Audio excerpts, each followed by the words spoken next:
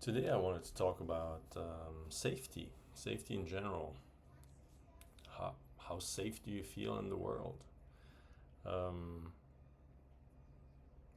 this kind of reflection was prompted by a podcast I was listening to um, from two people that lead the Seth Center. And it reminded me, so if you're not familiar with Seth, um, it kind of gave me this massive flashback because like many years ago I read basically all of the Seth books or the Seth material, which is nothing else than a person, Jane Roberts, long deceased, who channeled this energetic being called Seth. And before you discount, yeah, well, it's channeling as no nonsense, woo woo bullshit. Um, the material of these books was some of the most critical in the way I perceive reality. Um, there were books where I basically had to underline every single line in on a page. It took me ages to read a page because it was so dense in terms of contents, in terms of wisdom, in terms of resonance with me. So anyway, so I was listening to that podcast, which I stumbled upon by chance, as life goes, you know. Everything happened by chance, and so they were discussing a couple of concepts, and I think all of my set books, there's still I'll have them probably in a month's time when my container arrives from New Zealand, and I think I'll have to just do one episode on the Seth material, or at least one, because again I've read these books, and there are many books. Quite a long time ago, but I just it's still like that flashback, that resonance of every single page. There was those gems. They're like, okay, if I apply that, that's kind of world changing, that's reality changing, and there were so many of them. So I'll probably have to, yeah, grab those books and do a couple of sessions just on that. But anyway, so in that podcast, they were just giving the basic concepts of the Seth material, and one of them was safety. The concept of you live in a safe universe. The universe is by definition safe. However, with the caveat that do you still create your reality? So you create your reality, but the default setting of the universe, of the ether, or whatever we create with our mind-based reality is safe by nature. And it kind of led me down that reflection that, oh, there are still things I have to work on. Everything is in circle, and every single time you go around, it's gonna be with a higher degree of complexity, a higher degree of challenges, and I'm fairly evolved, I would say, but like I still bump into those. How safe do I really feel? I'm changing my world right now. I'm changing my reality. I'm trying to timeline shift into something else where I leave my old world behind and I create, based on what's already here, a new one where I follow my passion, I follow my calling. I manifest to be paid just to exist, just based on my um, inborn capabilities, inborn capacities, like my energetic being. It has intrinsic value, and yours has too. And the question is, well, we live in a complex world where, of course, it's quite complicated. It's a very materialistic based world, so it is hard to make that step make to get that value back from society of what you're actually worth, instead of just signing up from 9 to 5, seeking that safety, that salary, stepping out of that, which I'm doing right now, which I've done, and just getting the new reality going. That's been quite challenging recently, and this aspect of safety of where does my money come from? Am I safe physically? Some people, it's actually physical safety, especially particularly if you're a woman in this world. Like physical safety is a concern, but also just materialistic safety. You know, am I safe? Am I gonna be fine? Safety in terms of getting is theft. You know, is something stolen from you? Are you physically, materialistically, are you, from your health perspective, you know, are you safe? Or are you just fearing getting sickness, chronic disease? And so this entire concept came back up, and there were a few things that were highlighted for me, you know, that I actually don't feel 100% safe. That is something I still need to work on. Based on, and it's typically based on the past, because if you're really focusing on now, and I think a lot of spiritual teachings, and including all the Seth material, focuses on being in the now. This is your power center, the now. As soon as you're going back in the past or forward in the future, you lose your power immediately, because you're not actually in reality. You're going into a different reality, the one from the past or the one from the future, and so you're losing your power. But if you are truly in the present, that's the center of your power. That's where you can manifest. That's where you embody your energy, and that's where you can attract all the things that you want to attract.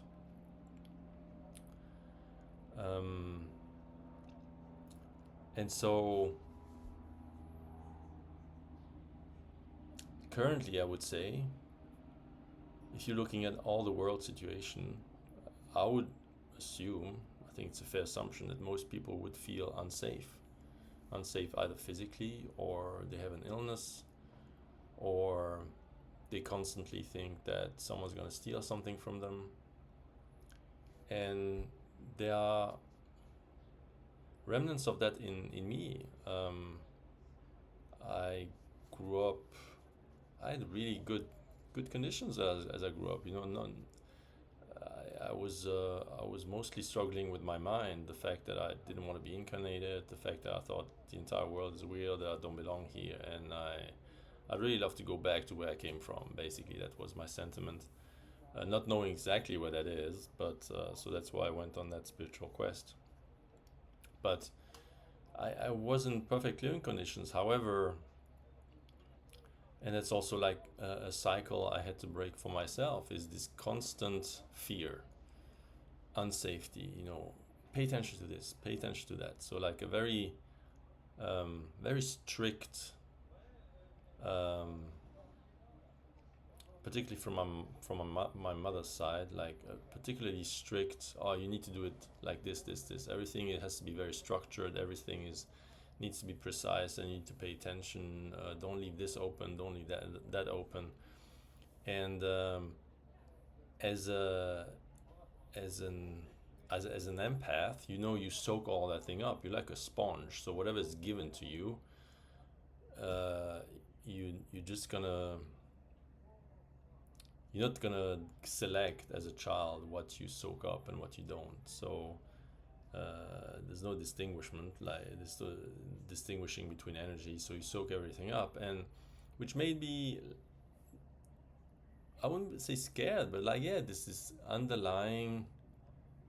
Oh yeah, I need to pay attention to this. I need to pay attention to that. Almost like an OCD manner, because I'm also a perfectionist, right? So doing that to the nth degree means, before you leave the house, you know, you triple check everything. You know, is that locked? Is that locked? And if then you're sitting on a train somewhere, on a plane, and then you second guess yourself. Oh, did I really lock that? Did I really? And then it kind of ruins the entire bloody day, because what is that? That's just fear.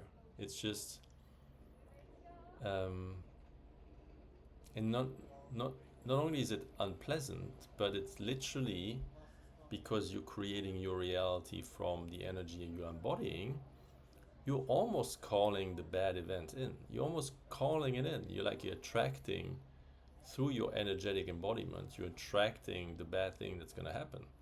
And that, particularly in my family,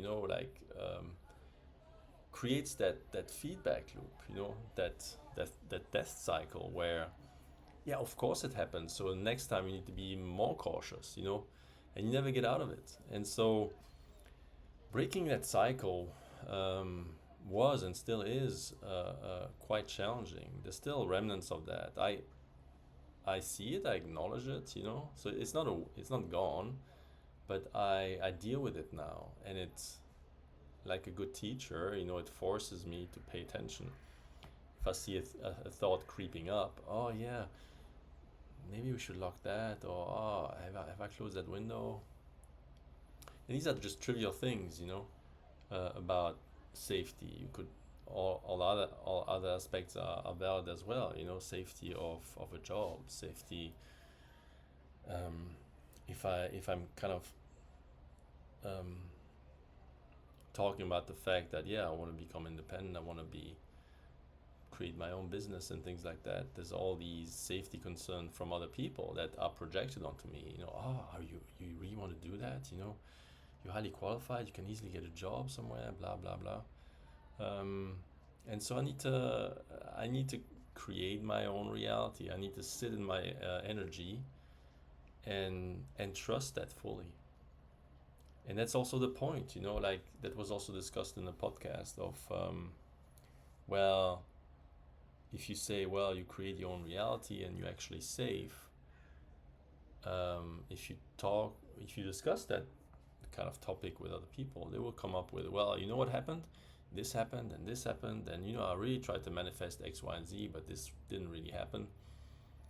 And this mostly comes through a slight disharmony in the energy you're embodying. So although you want to manifest great things and everything, but there might still be a slight little disbelief or belief of the contrary in your mind. Could be from past conditioning by your parents, past conditioning from even previous lives. You bring stuff with you, and there's this slight disharmony. It's not perfect, it's not 100%, and that's where the universe checks you, to dig deeper, like, oh, hang on, there must be something there. Maybe there's something I'm not paying attention to. And you can do that kind of work with yourself. Like, what am I actually fearing? What is it that disallows this to come in? Because that's the feedback loop of the universe. Now, of course, I'm not saying, well, do whatever you please, and throw yourself into like what would be like dangerous situations in the world. I'm not saying do stupid stuff. That would be reckless. But for me right now, I'm trying to judge: is it in balance? Is my remaining fear or the extra paying attention to things, is that in proportion to the actual, if you would think about it very materialistically, is it in balance with the actual risk that's involved? And most of the time it wouldn't. My perfectionism would make me pay attention to things that are so unlikely to happen, but they still appear as thought forms, because that's thing has been ingrained in me. That's the thought pattern that I'm breaking. That's how I've been trained by another mind. So I absorbed that way of thinking, those beliefs. I absorbed it, and yeah, I'm breaking that cycle. I create new patterns. and then the proof will be in the pudding. You know, still science based in at heart, so we will see. But I understand that it has to be with full trust. It like the universe will check you on the door, like, oh, hang on, yeah, you say you believe in all this stuff, but do you actually? Do you actually? And when you think about it, how much of the economy is solely based on unsafety. Think about insurances: health insurance, life insurance, content insurance, any type of insurance. What is insurance? Insurance is nothing else than planning for when shit hits the fan. That's literally what insurance is. And I don't even know what the number is. Is it trillions worldwide? It's probably $1 trillion business, right? Easily. Insurance? Come on. Like, everyone wants to be insured. And so the fact that of course, I'm not saying like, oh, ditch all insurances, everything's going to be fine, because that's a recipe for disaster. Maybe at a very advanced stage you could potentially consider that, but I'm not saying this at all. But think about it: when you sign up for an insurance, first of all, they're going to explain you the plans and things like that. And just the mere fact that you go through the process of thinking, well, what do I have to insure? How much value is it? What could happen? Oh yeah, well, we can insure you for this, and this, and this, and this. And you literally, by just thinking about it, you still kind of interact with that energetic form of all that thing that goes bad. If there's I don't know, if there's a hurricane, if there's that, or how much money do I have or how many items do I have in my house? If a burglar comes in, how much? And so you energetically are interacting with it. And then you need to be careful to really let it go, because otherwise it's still there. Once you really discuss and think about it, then it's like it can remain at the forefront of your mind.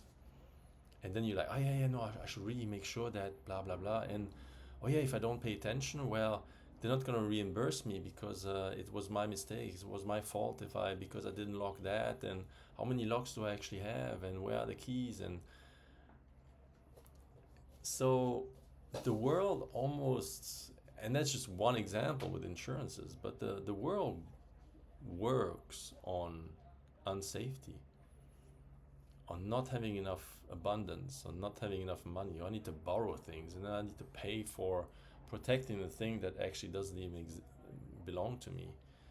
So that if you really engage with that system and you try to break free from it, that's very challenging.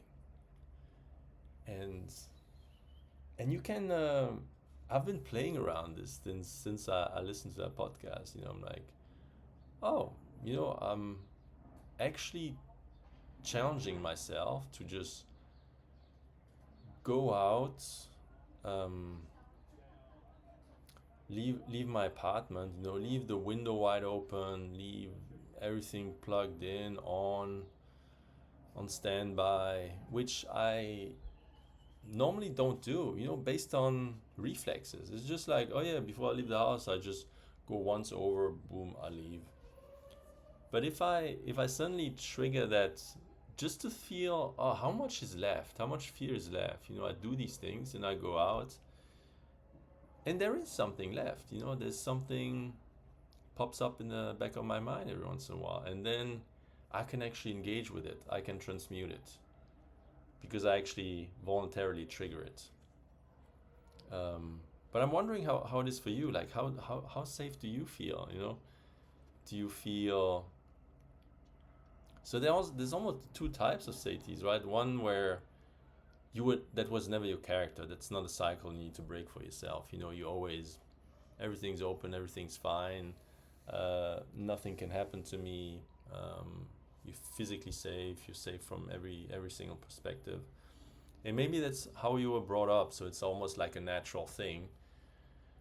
And you don't have to regain any naivety from that perspective. You had it, and like there's nothing for you to change. But the hardest part, the challenging part, would be for those that have to regain that naivety. And naivety, I don't mean it badly. I mean it from, let's go back to the natural state of not assuming that anything's gonna go wrong, right? Where that hasn't been really ingrained in your mind as you were young, or that's not how your parents, that wasn't your parents' worldview, and that's not what you passively acquired. But that's the challenging part, where you have to go back and get rid of all these assumptions that I need to pay attention because the world is unsafe, things can happen. And I really like that energetic part where you create your own reality. It's about calling things. It's about being a center of attraction or not for particular things. So I want to be a center of attraction of only good things. I don't want to attract. I don't want to be an energetic match to anything that's detrimental to me. And it is challenging, you know. It's like someone telling you, don't think about a pink elephant, you know, and then suddenly the only thing you can see is a pink elephant. So for me, because it is a cycle breaking, the mere fact that, oh yeah, I don't want to call this thing in, you know, that there is a challenge to actually be able to release it instead of fixating on it. So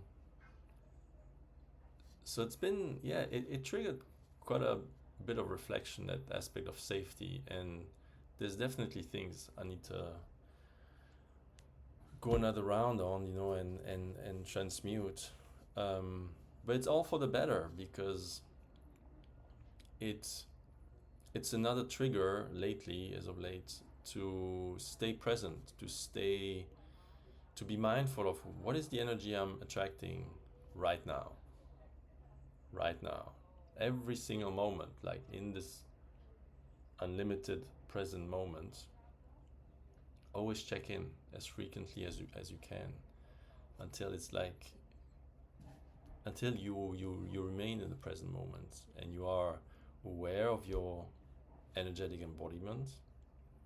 And it's hard, everything in this physical world flashes, demands your attention, phones, whatever, traffic, people talking to you, and that's where the mind engages, you know. Oh yeah, content, and then you need to have that almost subconscious reflex to, after that, return to center, return to your power, return to the present moment. What energy am I embodying? Am I still attracting? Because the world just veers you off, you know. It's fine to be alone somewhere and focus on something for a couple of minutes, but then you live, you engage, the world engages with you. It's like a two-way street. But the world is not separate from you, you know. This is all the same thing. You create your world based on your energy, and there is overlap with other energetic entities that manifest their own little world, and then you happen to interact whenever there's an overlap with some other thing. And my mind, as a kind of a neurodivergent person, yeah, it is challenging for me to stay in that particular mindfulness of the present moment. My mind loves to go different ways. And then I'm an empath as well, so I'm drawn to outside of me, to not me, and then mentally I go to other places as well. So staying with me, staying with my energy, and exerting the appropriate discernment of what's me, what's not me, and focusing of what is me and what do I want. What is me, what do I want? And I want only good things, and focusing on that, and then push away all the conditioning from the past, from the parents, breaking the cycle, starting fresh. So, although from appearances sometimes I appear like I'm not doing anything, I'm just staring somewhere, perhaps listening to some music, it is such an intense present moment for me just to be there and let my higher mind observe everything that's happening. All these processes that I can define, that I can discuss, all of this is happening at the same time. It invites you to take a step back and be the observer.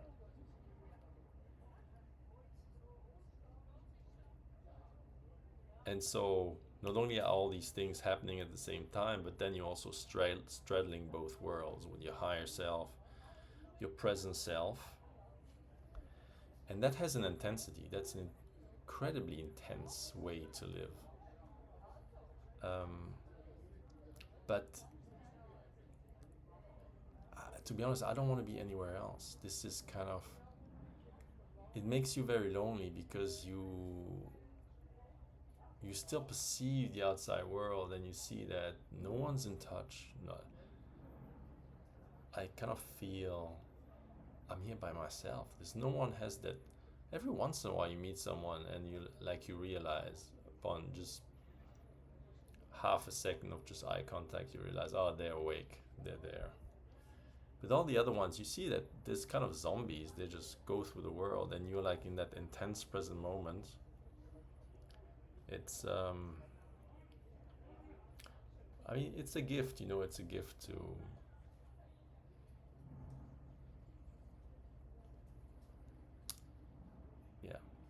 when you wake up, you realize it's a gift. It's not, it can be perceived as a curse every once in a while because it's very difficult. It's not easy. It's fairly easy to be just like asleep and just go through the motions, it sometimes feels quite, it feels quite joyful. But it's kind of a surface joy, like the joy you can experience once you're awake is like it's incomparably higher level joy and bliss. So I invite you to connect with me on that inquiry. How safe do you actually feel without bullshitting yourself or anyone else? Like, how safe do you feel? Are